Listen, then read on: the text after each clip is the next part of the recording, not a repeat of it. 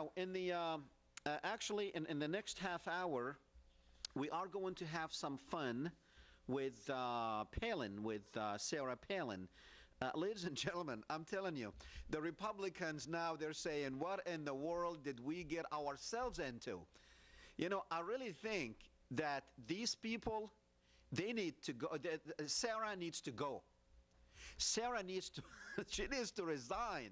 You know, we're going to play a couple of clips where Sarah, but we're going to go to the phones first. But, you know, this woman is a bimbo. This woman doesn't know anything.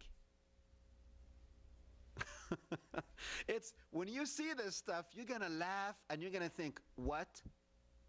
You know, if McCain said about Obama that, you know, we can't afford on-the-job training, look, we can't afford to have, this woman is not just going to be on the job training.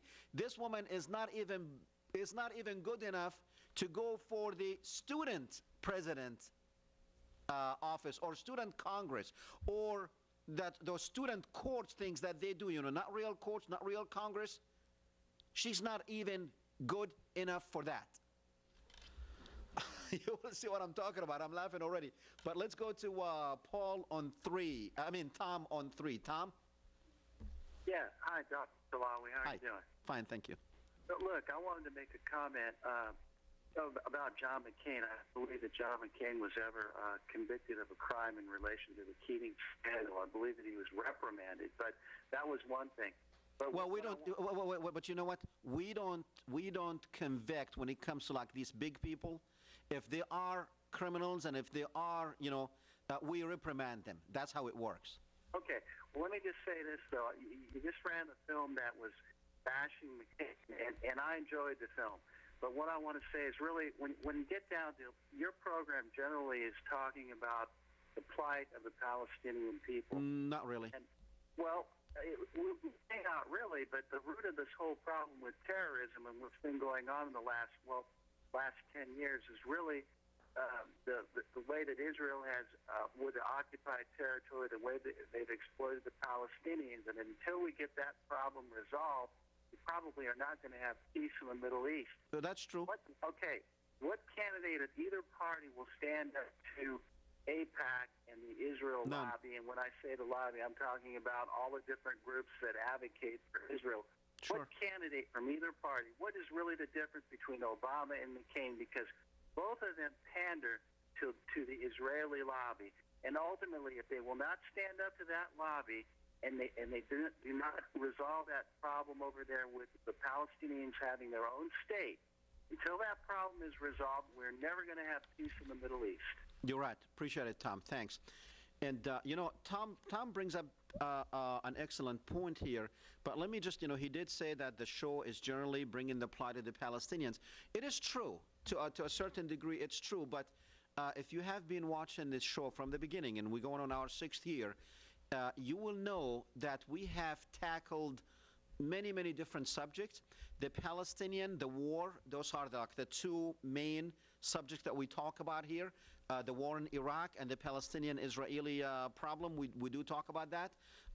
Heck, we talked about global warming and even what are those things? The UFOs. You know, we talked about that on this show. But I agree that neither one of these candidates is going to stand up to the Israelis, and that's a huge problem. Now, what we are doing here, you know, we have one that we know is going to take us over the cliff for sure, and that's John McCain, and especially if Palin will be going to continue to be the candidate and going to continue, and if he wins, she's going to be in there, and like everybody says, she's only a heartbeat away from being the president. That will create a huge problem for everybody in the world, because this woman is ideologically thinks that she needs Armageddon in the Middle East so she can rapture up. She believes that. She believes that the state of Israel that was created in 1948 is the fulfillment of a prophecy. It's not. She believes that. That's a problem. That's a problem when you have a president that actually believes what he is witnessing now, even though these events in history, it happened before. And people probably 200 years ago could have said, oh, you see, this is prophecy, this is the end of the world. No. We can't afford to run a country on somebody who's an extremist, and that's what Palin is, and a senile old man, and that's what McCain is.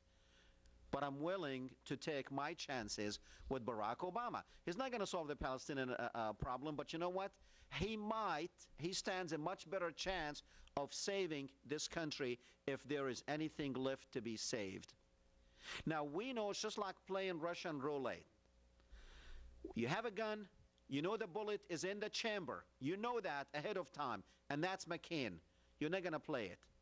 Now, if you spin it, you might have a chance of 5 or 6 that that bullet might be in the chamber, maybe. So we still might go over the cliff even with Obama, but we know there's a possibility we might be saved. With McCain, forget it. We're not. Now it's time to have some fun. If you want to call us, go ahead and call us. We have open lines. But we're going to have some fun, ladies and gentlemen, with Sarah Palin.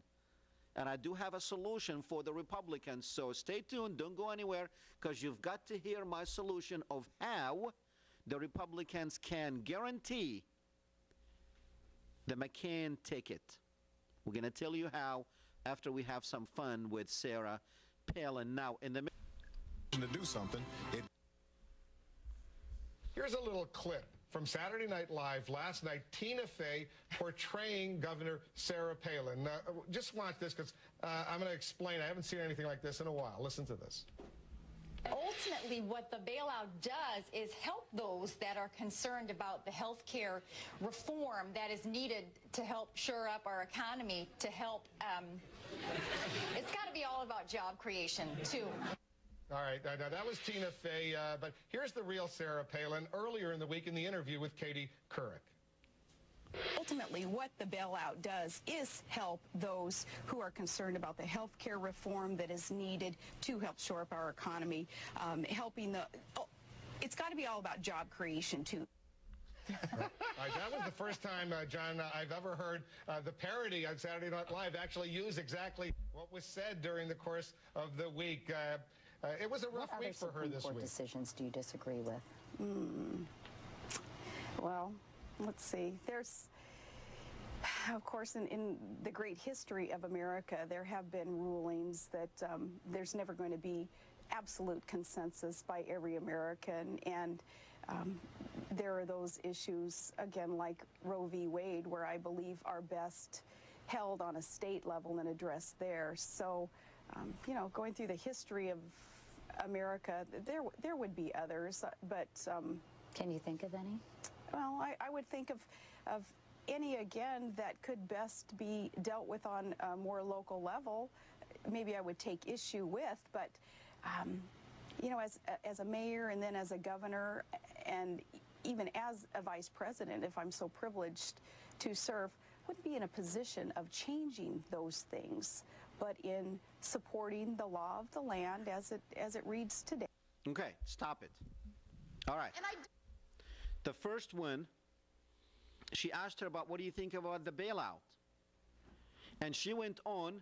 You see, I think I figured this out, and you will see what I'm saying as we go with this thing. You know, they probably gave her different issues and different answers on like little index cards, and she memorized those index cards, but the problem is she can't recall what index cards go with what question, because she's answering the wrong thing. She's answering something that may sound okay for probably a different question, but she asked her about the bailout, and she went on rambling about the health care reforms and how it's going to create jobs with the health care.